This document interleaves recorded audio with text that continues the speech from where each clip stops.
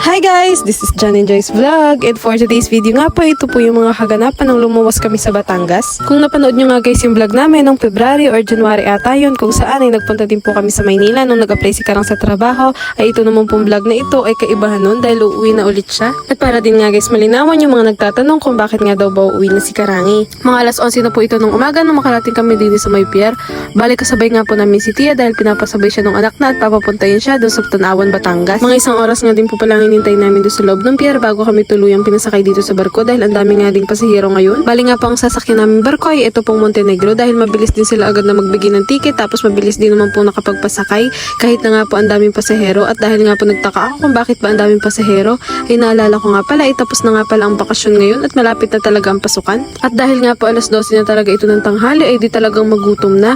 At guys, para nga po makatipid ay eto nagluto ako ng maaga ng uulamin namin para nga po dito na kami kumain sa barko at hindi na kami bumili ng pagkain namin dahil talagang yung mga sumasakay ng barko guys, alam kong ramdam na ramdam nyo kung gaano kamahal yung presyo ng tubig, ng pagkain, ng mga chichirya at ng mga snacks na pwede pang kainin din sa barko. Ang mahal talaga na pagbibilhin mo pa. At dahil nga po nagtitipid tayo ay di syempre nagbaon na nga kami tapos nga po binigyan lang namin si Tia dyan ng ulam dahil may baon din siyang kanin at wala lang siyang baon na ulam. Dito nga pala guys sa Montenegro ay halos 2.5 hours lang po talaga ang biyahe kaya hindi ka naman sobrang maiinip.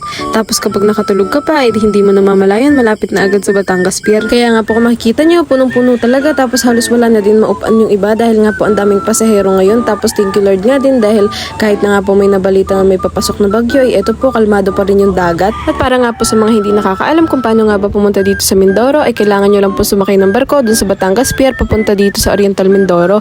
Bali nga guys, kukuha lang po kayo ng ticket doon na mayroong biyahe na 2 to 3 hours. Meron din naman po na 1 hour lang basta po mamimili din kayo kung anong gusto ninyo. Maganda nga ni po din sa Mindoro kaso nga po problema ay bakit ka palagi nala ang waring brown out. At ayun nga guys, after 2 hours po ay di nakalapit na din po agad kami at dadaong na nga po yung barko.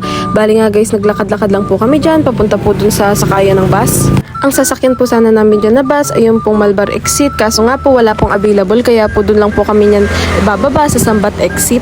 Bali ang sinakyan po namin na bus ay yung pong biyahe na papunta sa Alabang dahil nga po dun sila dadaan sa expressway lang hindi sa skyway. 30 minutes din po ang inintay namin dyan bago nga po tuluyang umalis itong bus. Bali nga po start dito sa Batangas Pier papunta dun sa may Sambat exit ay halos wala pa din naman pong isang oras ang biyahe dahil malapit lang. At pagdating nga po namin din sa Tanawan na palengke ay nakipagkita lang po kami kay ate dahil ihahatid nga namin si Tia tapos sinatid naman nila kami dun sa may highway para nga po makasakay ng jeep na papunta sa Malbar. Fast forward nga po ito po ay alas 7 na ng gabi at nagkayayaan kaming dalawa ni Karangi na lumabas naman. Sabi nga po niya ay bibuilding kami talaga ng ulam tsaka pagkain at ipapasyal daw niya ako dun sa may night market. Sabi kasi niya ay sa ilang buwan niya na pagstay dito ay hindi man lang daw siya nakakagala o nakakalabas ay after trabaho ay ari tutulog tapos kapag day off ay di ayun magtutulog ulit tapos maglalaba lamang kaya hindi daw talaga siya nakakaalis dito. Kaya nga sabi ko, sige ko ako tara tayo mamamasyal baga para naman ka ako makalaog-laog ka kahit na hindi ka nakalaog ng mga nakaraang araw o nakaraang buwan na nandito siya. Bali malapit nga lang po yung pinaka night market doon po sa boarding house ni Karangi. Nagsakay lang po kami ng jeep. Bali kaunting minuto lang po at talagang nandito na din.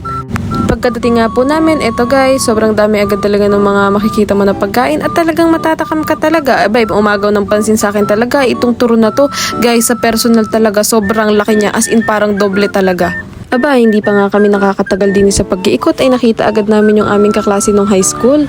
Nakipagpintuhan din kami dyan ng kaunti tapos nga yung aming kaklase na yun ay dito din talaga siya nagtatrabaho sa Lima.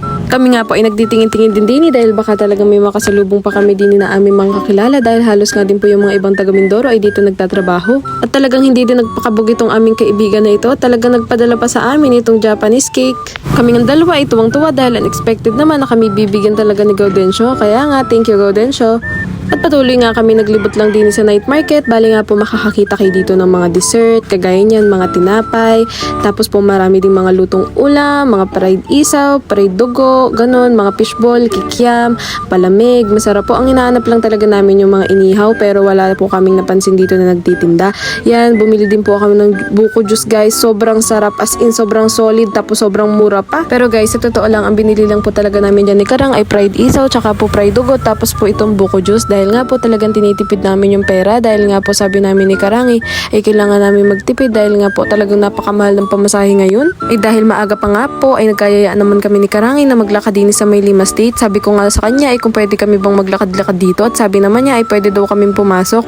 Bali guys, sa totoo lang hindi po talaga namin na-expect na may pasyalan pala din sa loob na ari. Kalaga namin ay puro company lang to, tapos yung ibang mga kainan, tapos yung Robinson Supermarket lang, pero nagulat talaga kami nung pumasok kami sa loob. Sa mga oras nga pong ito ay wala pa talaga kaming idea kung saan kami pupunta dahil ang gusto lang namin ay makikita kami ng mga uupuan, tapos nga doon kami uupo, tapos magtatambay. At ayan nga dito sa parting ito ay nakakakita na kami ng para may upuan doon sa dulo. Sabi nga namin ay doon kami uupo tapos magtatambay.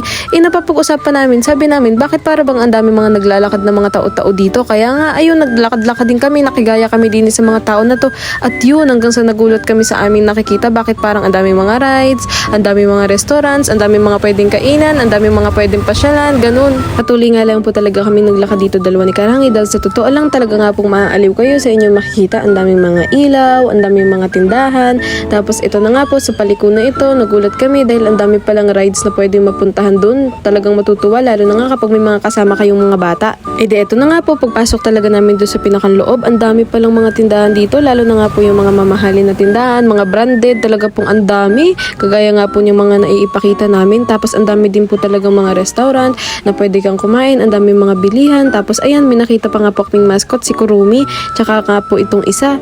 Pwede nga po kayo magpa-picture dito kay Kurumi, tsaka nga po dito kay Luffy. Bali nga guys, magbibigay lang po kayo ng donation kung ilan po ang inyong makayanan.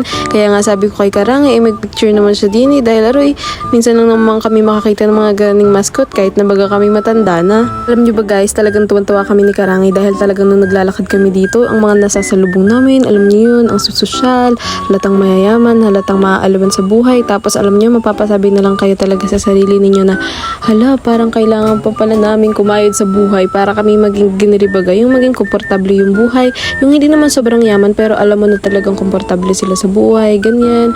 Kaya nga sabi ko kay Karangi, yung nung mga nakaraan, ang dami talaga namin mga pinapagdaanan, tapos parang gusto mo na talaga mag-stop sa buhay, then suddenly dadalhin ka ni Lord sa ganitong lugar para iparealize sa'yo na anak, hindi ka hanggang dyan lang. You need to make more. Wow, make more. Ang realization kasi talaga namin dyan dalawa is yung para bang pag nag-stop kami sa problem namin, hanggang doon na lang kami. Parang hindi na namin to ma-experience or hindi na namin to mapapa-experience sa family namin. Para bang sinasabi ni Lord na may other side pa yung mundo, hindi ka lang hanggang dyan. Kaya i-go mo lang ang buhay. Tingnan nyo naman itong narating namin dito sa may dulo, din sa parte nga pong ito. Aba, ay sobra naman naganda. Para baga namang ako'y nasa Korean drama na. Ay di gagarni po yung mga nasa Korean drama. Kaya nga po pala kami lumuwas ay para nga po kunin yung mga gamit ni Karangi dahil nga po titigil na po siya sa Epson. Hindi po guys dahil gusto lang niyang tumigil ha, dahil nga po humina yung kanilang company na Epson dahil nga po yung pinaka-supplier ay nasunog po. At hindi na po siya nag-apply sa ibang company guys dahil nga po na-experience niya na ang baba din naman po ng sahod, tapos po napupunta din sa bahay, tapos expenses. Kaya nga po sabi niya isasunod na lang siya mag-experience kapag kasama na ako. Pero masaya nga po kami dahil kahit papaano ay na-experience ni Karangi na makapagtrabaho dito at masaya naman po siya dahil talaga nag-enjoy din siya at marami siyang mga nakilala. At pagkatapos nga po namin makuha yung mga gamit ni Karang ay eto po, umuwi na din po kami. At yun lamang guys for today's video. Salamat po sa inyong panonood.